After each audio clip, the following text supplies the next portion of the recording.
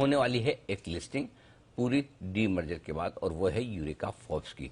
किन लेवल्स पर लिस्टिंग हो सकती है, वैल्यूएशंस कैसे हैं, आइए जानते हैं। वरिंदर बंसल ओमकारा कैपिटल के फाउंडर हमारे साथ है बताने के लिए इस कंपनी के बारे में। पहले तो वरिंदर पूरी कंपनी के बारे में जानकारी दें, बताएं डीलिस्टिंग किस तरह से हो रही है, क्या वैल्यूएशंस है, इसके बारे में बताइए। Morning sir.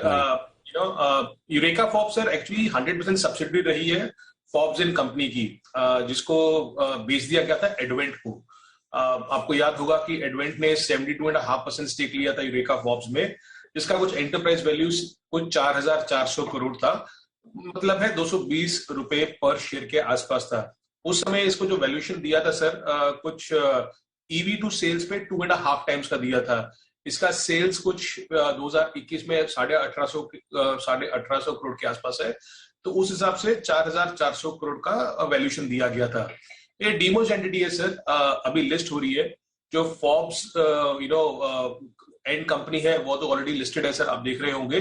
तो यूरेका फॉर्ब्स जो उसकी जो मेजर सब्सिडरी है जो वाटर प्यूरिफायर बिजनेस में है, वो आज उसकी लिस्टिंग होगी। ये इंपॉर्टेंट है सर।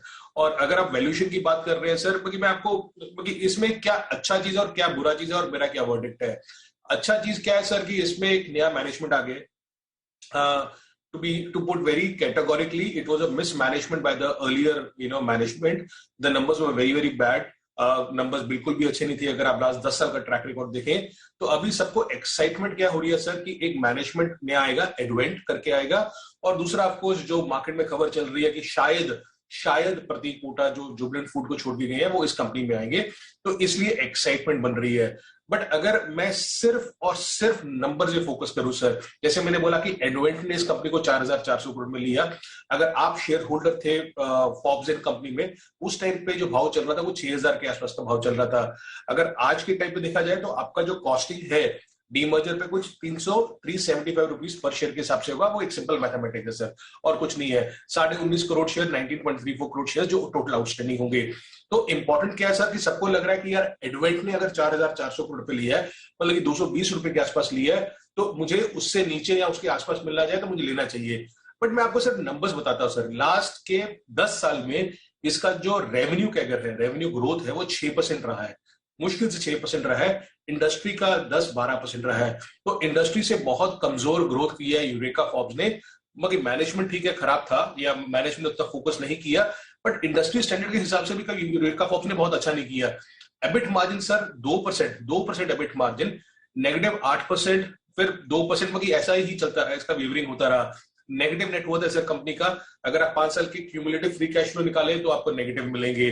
तो ये तो है कि अगर आप नंबर्स में किसी तरीके से भी देखें, लास्ट ईयर मेरे ख्याल में कुछ 50 करोड़ का प्रॉफिट किया था। उसके पहले अगर आप 3 साल लगाएंगे तो कुछ 700-800 करोड़ का लॉस किया था 3 साल में मिला के। तो आपको नंबर्स बैलेंस शीट में हुआ, कैश फ्लो हुआ, सेल्स ग्रोथ हुआ, तो आपको नंबर्स कहीं से भी अच्छे दिखेंगे नहीं। Now the bigger call is कि whether it's a play on mismanagement to better management. तो जो बुलिश है स्टॉक पे वो आपको बताएंगे कि यार ये आगे जाके कुछ 2,500 करोड़ का सेल्स कर सकता है, क्योंकि एडवेंट आ चुका है, या प्रतीक कोटा जी शायद आएंगे इस कंपनी में।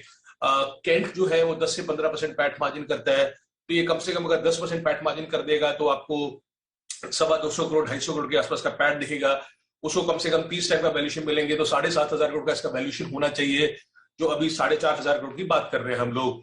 तो ये बुलिश वाले बोल रहे हैं। मेरा वर्डिक्ट क्या है सर कि मैं कभी भी उस चीज पे नहीं लूंगा जिस चीज पे नंबर्स नहीं आए हैं। I will wait for the management to deliver. I don't see numbers, historic numbers जो मुझे कॉन्फिडेंस दे रहे हैं। Advent, but just tell you that उन्होंने एबी कैपिटल में पैसा भी डाला था, उन्होंने डीएफएम फूड्स में पैसा भी डाला था, कोई बहुत सक्सेसफुल नहीं हो पाए हैं वो उस तरीके से। सो नंबर्स आने दीजिए, जल्दी मत कीजिए। अभी कुछ दिनों में एक्साइटमेंट रहेगा क्योंकि ट्रेड टू ट्रेड में रहेगा ऑल दोस्त, बट नंबर्स नहीं है सर जो मुझे कंफर्ट दे कि इस स्टॉक के ऊपर कुछ भी एक्शन करना चाहिए।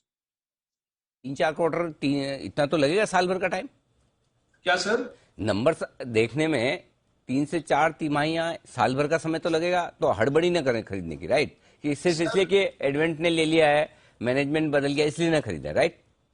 सर 10 साल से नंबर्स दिए हैं, तो आई डोंट नो वेदर वो 3 महीने, 3 क्वार्टर, 4 क्वार्टर लगेगा या उससे ज्यादा भी लग सकता है टाइम। अगर आपको ये कहीं 3,000 3,500 करोड़ की ईवी में मिल जाए तो अलग बात है।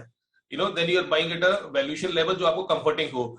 बट आपको आज पता है कि यार आप 4,500 करोड़ दे रहे हो, जो कंपनी 50 ये करोड़ का बताइए profit लिया है, 220 और तो वरिंदर 220 में एडवेंट ने लिया है, क्या भाव पे आप कंफर्टेबल है अगर आपको लेना है? नहीं नहीं सर, मैं ऑनेस्टली सर पहले तो मैं नंबर देखना चाहूंगा, बिकॉज लोग बोल रहे हैं 250 करोड़ का प्रॉफिट करेगा, 250 हाँ, करोड़ का 2 साल में करेगा, 3 साल में करेगा, 4 साल में करेगा, वो मुझे नहीं समझ है। ठीक बात है। तो नंबर्स आने दीजिए ना, मतलब नंबर्स आएंगे तो ठीक है, बट अगेन सर आपको याद होगा कि बहुत लोगों ने फोर्टिस लिया था, बिकॉज फोर्टिस का मैनेजमेंट चेंज हो गया था, बट आपको फोर्टिस पे कम से कम 2-3 साल बैठना पड़ा था, क्योंकि फिर कुछ ना कुछ चेंज हुआ था। सो सर मैनेजमेंट चेंज होने से नंबर्स नहीं आते हैं सर, उसको आपको देखना पड़ता है, बिकॉज बहुत सारा पाप घुसा होता है कंपनी में लास्ट 10-15-20 साल से, उसको साफ सफाई करने में बहुत टाइम लगता है। ओके, तो ये है आपके लिए यूरेका फोर्ब्स पर राय लिस्टिंग को लेकर। धन्यवाद वरिंदर, ये बेहतरीन रिसर्च और सारे के सारे डेटा समझाने के लिए हमारे दर्शकों को।